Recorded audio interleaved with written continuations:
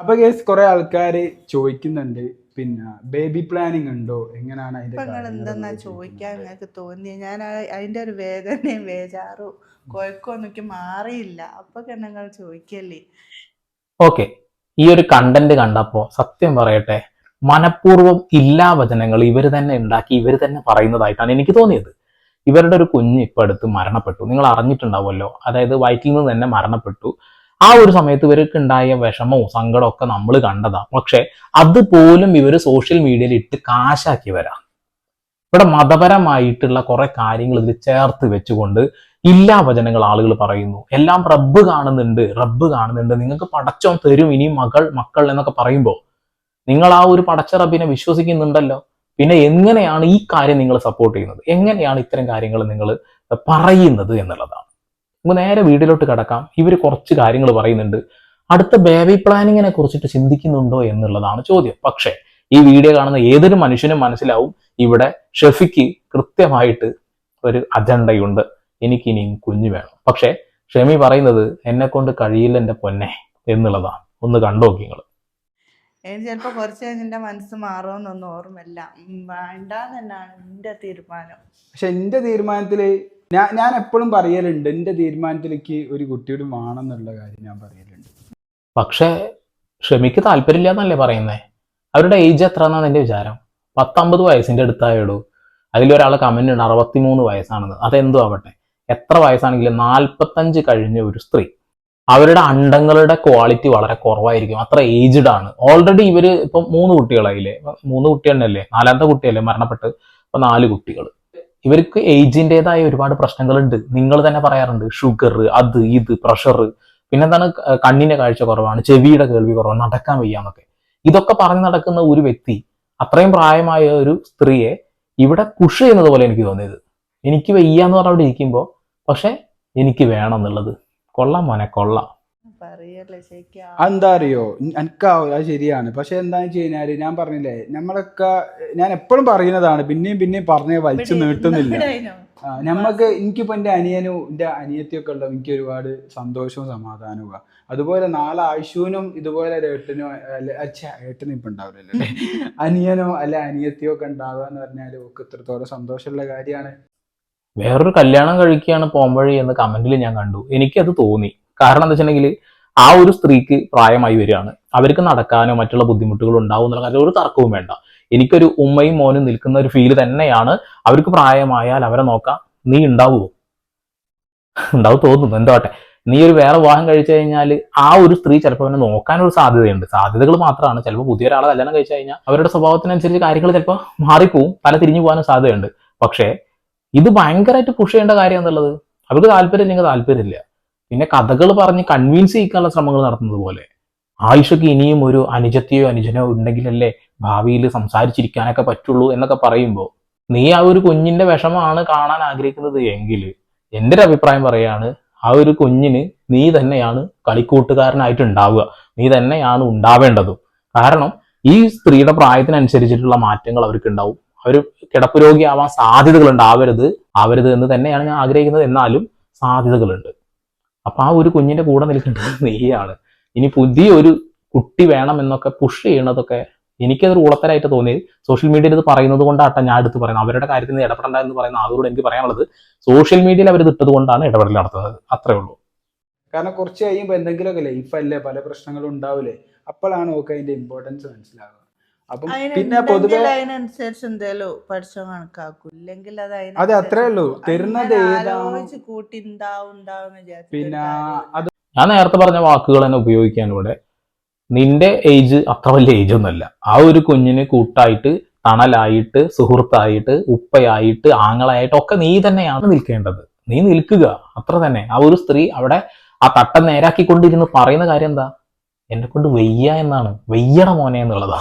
അത് മനസ്സിലാക്കുക. അതുപോലെ തന്നെ ഇനിയിപ്പോ എന്തായാലും നമ്മൾ ഡോക്ടറെ കൺസൾട്ട് ചെയ്തിട്ടാണ് നമ്മൾ എന്തായാലും അതിനെക്കുറിച്ചുള്ള തീരുമാനം എടുക്കുന്നുള്ളൂ.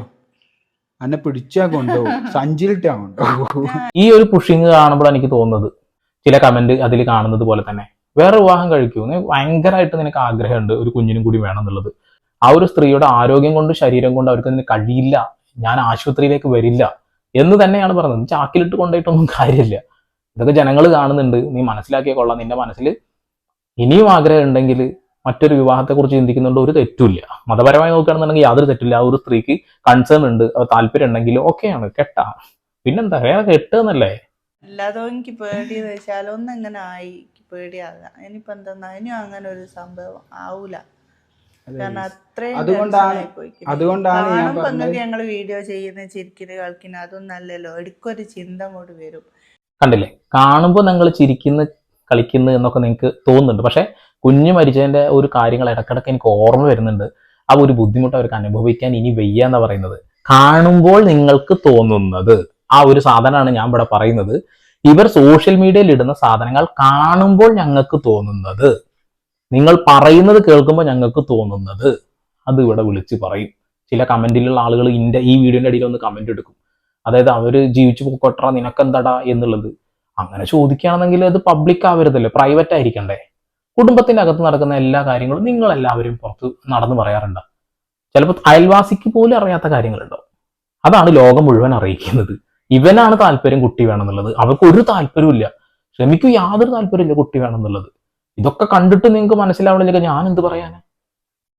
അപ്പൊ എനിക്ക് ഇന്നലെ മെനിയാന്ന് ആയിഷു ഇതുപോലെ പറഞ്ഞു. ആയിഷു ഇവിടെ സോഫമേൽ ഇരുന്ന് ആയിഷു പറഞ്ഞു പെട്ടെന്നല്ലേ അമ്മ ഒന്നും സംസാരിക്കുന്നില്ല, പക്ഷെ വെറുതെ ആയിഷു പെട്ടെന്ന് പറഞ്ഞു. വെറുതെ പറഞ്ഞല്ല, അമ്മ ഫോൺ ചെയ്ത് കഴിഞ്ഞപ്പോൾ ഫോണിൽ ഇങ്ങനെ ഓരോരോ കാര്യങ്ങൾ പറഞ്ഞ്, അപ്പൊ എന്റെ വാവന അള്ളാഹു സ്വർഗത്തിലേക്ക് കൊണ്ടുപോയി അമ്മ പറഞ്ഞ് അമ്മ അള്ളാഹു കൊണ്ടുപോയതാണെന്നൊക്കെ. ആ സമയത്ത് ഞങ്ങൾ ആടെ ചിരിച്ചുകൊണ്ട് നിൽക്കുക. പക്ഷെ ഇത് കേട്ടപ്പോ ഓട്ടോമാറ്റിക്കലി നമ്മളും ഒന്ന് ഇതായി പോയി, പതറിപ്പോവും. അതാണ് സംഭവം. അതൊന്നും തമ്മിൽ എന്താ ബന്ധമുള്ളത്? ആ ഒരു കുഞ്ഞിനോട് നിങ്ങൾ പറഞ്ഞ് മനസ്സിലാക്കി കൊടുക്കുന്ന, ചെറുപ്പത്തിൽ നമ്മൾ പറഞ്ഞ് മനസ്സിലാക്കി കൊടുക്കുന്നതാണ് കുട്ടിയുടെ തലയിൽ കയറുള്ളൂ. ആ ഒരു കാര്യം കുട്ടി ആരോ ഫോളോ ചെയ്തപ്പോ പറഞ്ഞു, അത്രയല്ലേ ഉള്ളൂ. അത് ഇതിൽ കൂട്ടിയാക്കേണ്ട കാര്യമല്ലോ. എനിക്കിത് കാണുമ്പോൾ സ്കൂളിൽ ടൂർ പോണ സമയത്ത് ചില കുട്ടികളെ വീട്ടുകാർ വിടില്ല. അപ്പൊ ഉമ്മാന്റെ അടുത്ത് ഇങ്ങനെ പോക്കറ്റൊക്കെ കൈയിട്ട് നിന്നിട്ട് തലയൊക്കെ ചൊറിഞ്ഞിട്ട് എന്തെങ്കിലുമൊക്കെ പറഞ്ഞ് ഉമ്മ ഓനും പോകുന്നുണ്ട് ഇനിയും വിട് എന്നൊക്കെ പറഞ്ഞ് കൺവിൻസ് ചെയ്യണ പോലെ, ഇക്കൊരു കുഞ്ഞിനെ വേണം, ആയുഷുവിനൊരു കൂട്ട് വേണം, ഇത് അവന്റെ ആഗ്രഹം, അത് അടിച്ചേൽപ്പിക്കണ പോലെ എനിക്ക് തോന്നി. അതുകൊണ്ടാണ് ഞാൻ പറഞ്ഞത് കൺസൾട്ട് ചെയ്തതിന് ശേഷം നോക്കിയിട്ട് ചെയ്യാന്ന്. നമ്മുടെ ഇഷ്ടത്തിന് നമ്മളൊന്നും ചെയ്യണ്ട, കൺസൾട്ട് ചെയ്യാം. എന്നിട്ട് ഡോക്ടർ എന്താണോ പറയുന്നത് അതിനനുസരിച്ച് ചെയ്താൽ മതി. ഡോക്ടർ പറഞ്ഞനുസരിച്ച് ചെയ്താൽ മതി എന്നുള്ളത്. അതിനുള്ള മറുപടി ഇവര് തന്നെ കൊടുക്കുന്നുണ്ടല്ലോ, ഒന്ന് കേട്ടോ. വേണ്ടാന്നാണ് എന്റെ തീരുമാനം, വേണ്ടാന്നാണ് എന്റെ തീരുമാനം, വേണ്ടാന്നാണ് എന്റെ തീരുമാനം. ഡോക്ടറിങ് കാണിക്കണ്ട, എനിക്കൊരു കുഞ്ഞും വേണ്ട.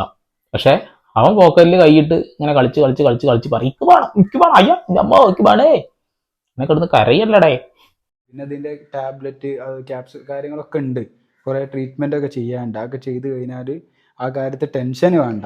എനിക്കറിയൂല, ഞാൻ അതിനൊന്നും പറയുന്നില്ല, കാരണം എനിക്ക് പേടിയാ. അത് വളരെ സങ്കടകരമായ കാര്യട്ടാ.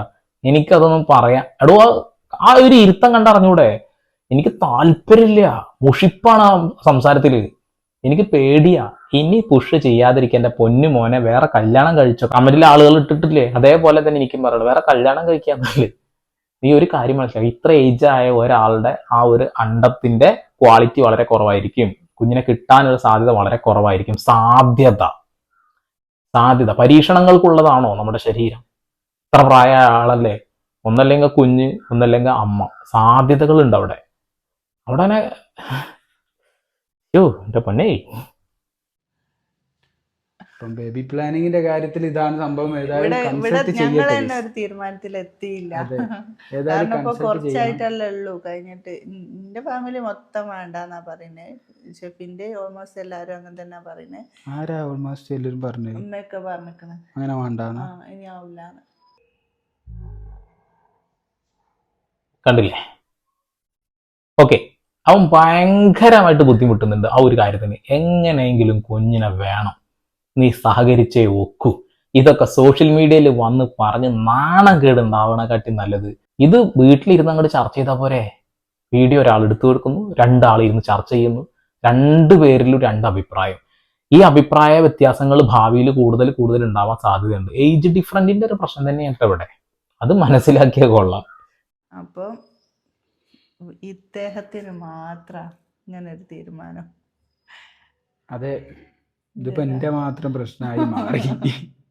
മനസ്സിലായില്ലേ? ഇദ്ദേഹത്തിന് മാത്രമാണ് ആ ഒരു താല്പര്യമുള്ളത് എന്നുള്ളതാണ്. കുറച്ച് കമന്റ് ഞാൻ വായിച്ചു തരാവേ. ഈ കമന്റാണ് എന്നെ ഈ വീഡിയോ ചെയ്യാൻ പ്രചോദനമായത് എന്നുള്ളതാണ്. ഒന്ന് കാണാം. ഷെഫി, നിനക്ക് വേറെ കല്യാണം കഴിക്ക്, 1 and 3 കുട്ടികൾ ഉണ്ടാവും. യെസ്, ഷെമിത്താത്തയുടെ സമ്മതത്തോടെ കല്യാണം കഴിക്കും എന്നുള്ളതാണ് ചോദ്യം.